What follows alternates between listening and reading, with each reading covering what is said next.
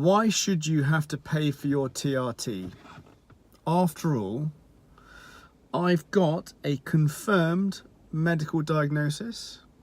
There is a recognised treatment available within the NHS. So why am I having to pay for TRT privately? Now, the answer to that question is quite complicated. However, when you think about the NHS, you have to think about the fact that it was founded on the principle of need, not entitlement. Now, the NHS has a budget. It does not have a bottomless pit that it can just keep drawing from. So, when they have to ascribe money to certain areas, they have to do so frugally. Now, you and I know that there are clear physical and psychological benefits from having an optimized testosterone level throughout your life.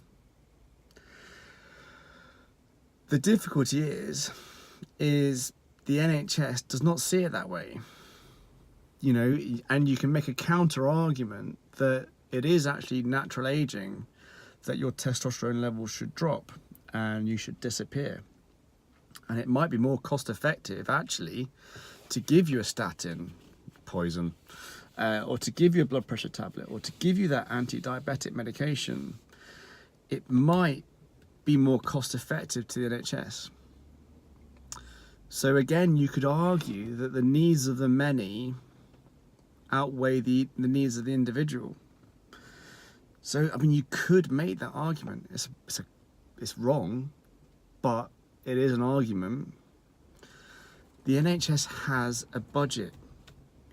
So, when you think about, I'm entitled to testosterone replacement therapy for the rest of my life, are you really? Now, if you look at a budget and you have to do the most good by the most amount of people, where does somebody with cerebral palsy come into this? Where does somebody with learning difficulties come into this? Where does somebody with who needs a heart transplant come into this? Because they're going to cost the NHS millions and millions of pounds. So, are they not entitled to treatment because you want to have your testosterone replacement therapy paid for by the NHS? I pay my taxes. I pay my national insurance. I'm entitled. Yeah, do you realise what a pittance that is in comparison to the actual cost of healthcare? I don't think people really truly appreciate it. And it's sad. You know, as we said, the NHS was founded on need. Now, you can have an ethical discussion, you can have an ethical argument and say, right, I need testosterone replacement therapy. And if you have a formal diagnosis, yes, you do need testosterone replacement therapy. It will have a significant impact on your long-term physical and psychological health. But should the NHS pay for it? Well, that's a difficult one to argue, but what do you think the answer is? Should they? Should that poor child who needs 24/7 care not get that care because you need TRT? Should that poor guy not have a heart transplant because you need TRT? We're so obsessed with self. We ignore the collective. It's all me. You know, I think the onus of responsibility should be on you. We shouldn't have this paternalistic relationship with the NHS. You know, you should have autonomy in the decisions that you make, because those decisions are going to affect your health long term. Now, if you hand over that responsibility to the NHS, when you know that they don't have the money to do what's best by you as the individual, irrespective if they can do the best by the collective, because we know that there's an epidemic of guys suffering with low testosterone, you know, that the answer to the question, should I have my testosterone replacement therapy and blood test all paid for by the NHS? The answer to that question is quite difficult. And the answer to that question is probably no. So, you know, if you really understood the true cost of healthcare, you know, you would actually go, right, okay, listen, I will do this myself. And if you had the autonomy, if you took control of your own health, then, and you understood what was necessary to achieve optimal health, then you wouldn't be needing to use the NHS. My God, you know, how often do you hear stories of people inappropriately using the NHS? You know, the NHS has a duty of care. Now, they can't turn somebody away. Even if you're wasting the NHS's time, they can't be turned away. So that pot of money has to go somewhere. Now, we all need to actually take a little bit more responsibility for our own health. And that's not a bad thing. That will actually help compliance and concordance. That will actually help you grab life by the balls. Now, you need to grab life by the balls.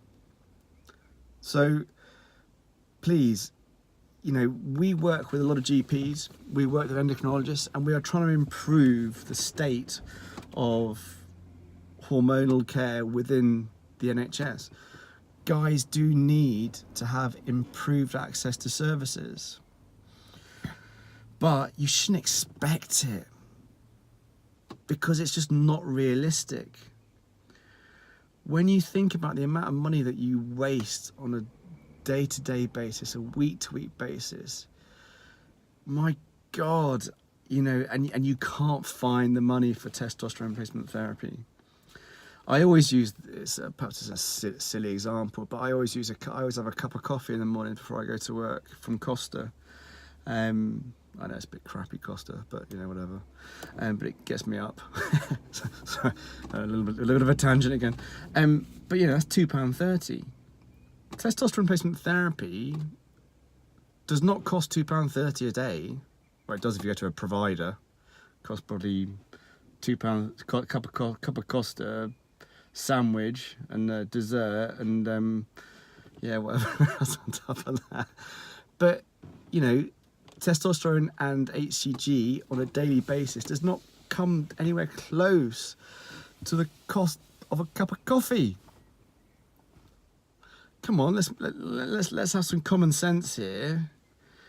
Oh, I can't afford it. Well, okay. Well, let's reevaluate your priorities, shall we? Because yeah, you can afford it, and if you need it, you will make damn well sure you can afford it.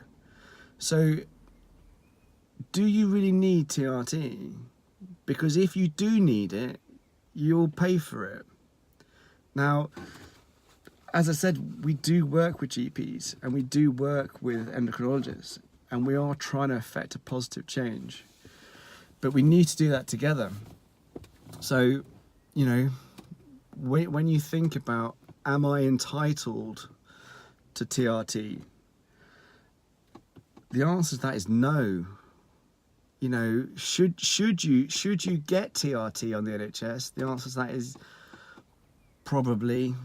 Yeah, and actually the long-term benefits to the health of you as an individual, and you can make a very valid argument that it would be cost-effective for the NHS in 50 years' time when you don't actually get diabetes, when you don't get blood pressure problems or cardiovascular issues, then you could argue, yeah, it's cost-effective to the NHS, but they can't see it like that. It's not possible. So, The NHS was founded on need.